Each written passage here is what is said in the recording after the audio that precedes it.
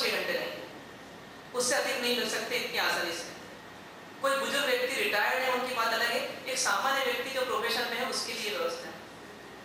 इन 6 घंटों में ही हम अति आवश्यक से बच करके, अनावश्यक से बच करके कुछ सृजनात्मक, कुछ रचनात्मक कार्य कर सकते हैं जीवन में।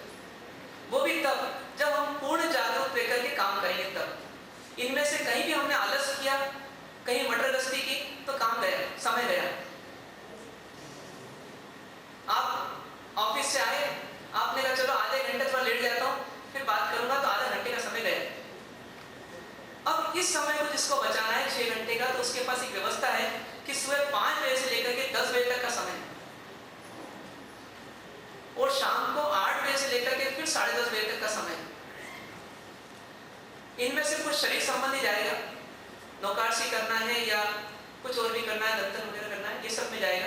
पर फिर भी यहाँ पर व्यक्ति 6 घंटे निकाल सकता है। एक व्यापारी की बात कर रहे हैं, हो सकता है गृहिणी दोपहर का समय भी निकाले, पर एक व्यापारी इतने 6 घंटे इसी में से निकाल सकता है। चाहे वो सोने में बिता दे इस समय को, सुबह सुबह के, या रात को गप्पे मारने में बिता दे, पर समय इतना ही है। और आपका यदि समय आपने मुट्ठी में नहीं लिया तो आज का दिन पूरा डिस्ट्रॉय हो जाएगा। 6 घंटे नहीं होंगे, 24 घंटे बर्बाद होंगे आज। मतलब वही वाली बात हुई कि आपने शरीर को निभाया, शरीर को धुलाया, सब कुछ किया, आपने व्यवहार भी निभाया, आपने कमाई भी की, लेकिन अपनी आत्मा के लिए जो करना था वो तो वही, मतलब माल खूब बेचा लेकिन पेमेंट नहीं आया, ऐसी स्थिति होगी। पेमेंट तो अपना आध्यात्मिक पक्ष ही है, बस वो जो होगा वो सार है। तो इसलिए कोशिश करना कि समय इसमें से निकालना, ऐसी हमारी समय सारणी। एक व्यक्ति ने अपने उसमें लिखा है लेख में कि मैं शंकर दयाल शर्मा का पीए था, और मेरे जीवन का रूटीन जीवन में यही रहा कि मैं सुबह 4:30 बजे उठता, 10:30 बजे मुझे ऑफिस जाना होता। इतने लंबे 6 घंटे के समय में मैं सिर्फ 35 मिनट 35 मिनट्स मैं अपनी तैयारी में देता था। चाहे उसके लिए मुझे ब्रश करने का समय हो, चाहे शेविंग करने का समय हो, चाहे नहाने का हो, चाहे कपड़े पहनने का हो, चाहे ब्रीफकेस तैयार करने का हो, चाहे गाड़ी तक निकलने का हो, चाहे जूते मुझे पहनने का हो, जो भी कुछ करना है 35 मिनट्स, मतलब 35 मिनट्स में मेरा काम होता है। हम भी चाहें तो समय सेव कर सकते हैं यदि जीवन में इससे बड़ा उद्देश्य होगा तो। ये सोना ही जिसके जीवन का उद्देश्य है तो बोलेगा मैं तो बहुत अच्छा काम कर रहा हूँ, पर जिसका उद्देश्य कि नहीं सोने के लिए जीवन नहीं मिला, मुझे कुछ और करना है, तो कहीं ना कहीं समय सेव करेगा। ये वही बात समय सारणी। अगली बात आती है अपनी समय सारणी के बाद में एक बिंदु आता है कि उचित व्यक्ति को उचित कार्य सौंपना। उचित व्यक्ति को उचित कार्य सौंपना। हमने तय किया कि हमें ये काम तो करने ही होंगे, लेकिन हमने ये भी पाया कि इतने काम हम कर नहीं सकेंगे। क्या करना उस समय? काम को छोड़ नहीं सकते और काम कर सकेंगे नहीं। तो ऐसी स्थिति में एक सॉल्यूशन है कि उचित व्यक्ति को उचित कार्य सौंप दिया जाए, जिससे कि काम समय पर हो सके। कई लोग नहीं कर पाते या हिचकिचाहट करते हैं काम सौंपने में। कई लोगों को लगता है कि मैं काम दे दूंगा किसी को तो मेरे नेम एंड फेम का क्या होगा, मतलब मेरे अधिकारों क्या होगा। कुछ लोग मानते हैं कि मेरा लाभ कम हो जाएगा, मेरी पार्टनर बना देता हूँ, मैं किसी को जॉबर पे काम दे देता हूँ तो मेरा लाभ तो कम हो जाएगा। कुछ बुजुर्ग लोग ये भी सोचते हैं कि यदि मैंने काम अपने बच्चों को सौंप दिया तो धीरे धीरे तो मैं निष्क्रिय हो जाऊंगा, डल हो जाऊंगा। ऐसे कई लोगों को कई प्रकार से डर कहीं ना कहीं रोकता रहता है। पर एक ही चीज आप सोचें कि अभी हमने समय सारणी बनाई, कितना मुश्किल है कि सभी पक्षों को इतने समय में समायोजित कर पाना, बहुत मुश्किल है। इसलिए हम एक ही बात सोचें कि यदि हम किसी व्यक्ति को किसी कार्य के लिए सौंपते हैं तो उसमें हमारा नुकसान नहीं है। हमारे पास जो समय बचेगा उससे हम इससे भी बेहतर कोई दूसरा काम कर सकते हैं। जो लोग आज यहाँ आ पा रहे हैं तो उनमें से कई लोग ऐसे भी हैं जिनके पास रिलीवर थे इसलिए वो यहाँ आ पा रहे हैं, रिलीवर नहीं होते तो नहीं आ पाते। पर जो लोग रिलीवर नहीं रख रहे हैं कि हमें सब काम करना है तो आज आने से वंचित नहीं है। तो जीवन विकास के जो उनको कुछ कार्य मिल सकते हैं वो नहीं हो पाएंगे। इसलिए सही मैनेजर तो वो है जो काम करे नहीं बल्कि जेब में हाथ रख करके काम चलाए, तो उसका नाम है सही मैनेजर। क्यों? क्योंकि वो व्यक्ति कुछ एनर्जी रखता है अपने पास, जो बची एनर्जी उसकी और फर्दर डेवलपमेंट में काम आ सकती है। आपको कोई अच्छी पुस्तक पढ़ना है, आप पढ़ नहीं सकते क्योंकि आप व्यापारी हो, दिन भर व्यापार करते हो।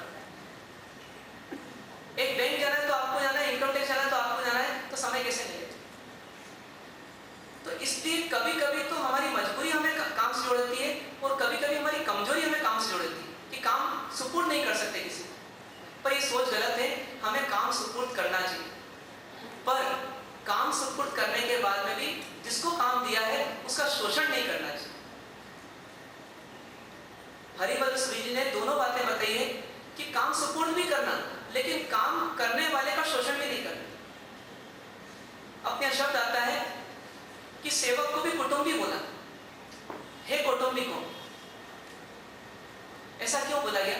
क्योंकि जो सेवा कर रहा है हमारी, वो हमारा कुटुंब वाला ही है, क्योंकि वो कार्य कर रहा है जो हमारा पुत्र करना चाहिए या हमारा भतीजा करना चाहिए, हमारा भांजा करना चाहिए। आज एक मेटर आता है, वो पूरी घर की सफाई कर देता है, मतलब बाहर की रोड की सफाई कर देता है या टॉयलेट की सफाई कर देता है। उस काम को यदि आप बोलो अपने बेटे को, अपने लाडले बेटे को कि तू कर देगा? चलिए आप थोड़ा उसको पैसा भी दे दीजिए, 10-20 रुपए पकड़ा दीजिए उसके हाथ में इनाम, करेगा? नहीं करेगा। अरे 100, 200, 500, 1000 भी दोगे तो नहीं करेगा। पर वो काम वो मेरे तक फ्री में कर रहा है, मतलब फ्री जैसे काम में कर रहा है, पैसे में कर रहा है, तो उसका उपकार है कि नहीं हमारे जीवन में? एक बहू को आप बोलो कि बर्तन साफ कर दे, नहीं कर पाती, और वही एक बर्तन वाली आती है साफ कर देती। एक सब्जी वाला हमारे द्वार पे आके सब्जी दे देता है, कितनी बड़ी सेवा है। अभी अपने पोते को बोली कि तू कॉलेज जा रहा है तो लौटते थोड़ी सब्जी ले आना, लाएगा वो? नहीं लाएगा, उसके पास समय नहीं। छोटे छोटे काम दिखते हैं पर अपने घर वाले नहीं कर पाते वो काम, और ये लोग करके दे रहे हैं। फिर भी हमारी आदत क्या है कि खूब शोषण करते हैं। बहनें जो हैं वो जो परचेसिंग करने आती है तो 4000 की साड़ी लेना कि 5000 की साड़ी लेना, उसमें अंतर नहीं कर पाती। लेकिन 20 रुपए की सब्जी लेना, 20 रुपए किलो की, 22 रुपए किलो की सब्जी लेना, उसे बहुत सोचती। 2 रुपए के भाव करने में अपन कितना समय बर्बाद करें। ये सोचिए कि अपन 1000 रुपए साल भर का कम दाम देंगे, पर 2 रुपए, 5 रुपए, 10 रुपए के लिए कभी लड़ेंगे नहीं किसी से। रिक्शा वाला किया, उसने कहा नहीं ये तो गलत जगह बताई आपने, पहले कुछ और बताई कि ठीक है भाई कितना लेना है, 2, 4, 5, 10 रुपए ज्यादा लेगा। लड़ेंगे नहीं उससे, अपना भावात्मक कंट्रोल नहीं छोड़ेंगे, अपने अंदर नेगेटिविटी नहीं आने देंगे भावों की। साथ ही याद रहेगा कि मेरी सुख शांति आनंद बना रहे, तो बराबर साधनों में अटकेंगे। मतलब उचित व्यक्ति से उचित कार्य करवाना, लेकिन उसका शोषण नहीं करना, बस उसका पोषण करना। पोषण करेंगे तो आगे काम आएगा, शोषण करेंगे तो धीरे खत्म हो जाएगा। गाय का दूध भी निकालने वाला थोड़ा ध्यान रखता है कि थोड़ा दोहन करना है तो थोड़ा पोषण भी करना है, दूध निकालना है तो घास भी खिलाना है, दोनों काम करना है। ऐसी नीति हमारी होनी चाहिए। ये होती है तो हम क्या करेंगे, हम अपने हर कार्य को उचित समय पर पूरा कर सकेंगे। और नहीं तो यदि हमने अपने सिर पर पूरा काम लिया तो काम समय पर होगा नहीं, या हम ही खत्म हो जाएंगे काम के भार से। तो ये नीति भी हमारी नहीं होना चाहिए। इस प्रकार से हमने एक चिंतन किया कि हम अपने समय प्रबंधन के लिए कितने बिंदु। पहला बिंदु है कि हम उद्देश्य निर्माण करें, बार बार अपनी चेतना को जागृत करें कि मुझे समय प्रबंधन करना ही है, तभी तो मैं जीवन के सभी लक्ष्यों की प्राप्ति कर सकूं। ऐसी बार बार चेतना को जागृत करें। दूसरा बिंदु हमारा हुआ कि हम जीवन के सही लक्ष्यों और सही नीतियों का निर्माण करें, कोई पक्ष की अवहेलना ना हो, उपेक्षा ना हो। तीसरा बिंदु हुआ कि हम बार बार प्रतिदिन या हर समय हमारे सामने कार्य सूची होनी चाहिए। What is first, A, what is B, what is सी।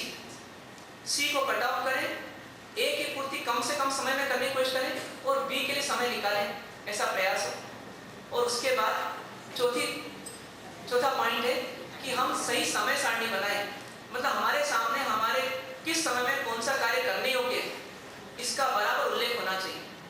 अच्छे अच्छे मैनेजर्स की टेबल पर फाइलें हो या नहीं हो, लेकिन उनके पास अपने अपॉइंटमेंट्स की लिस्ट बराबर होती कि किस समय किसको अपॉइंटमेंट दिया हो।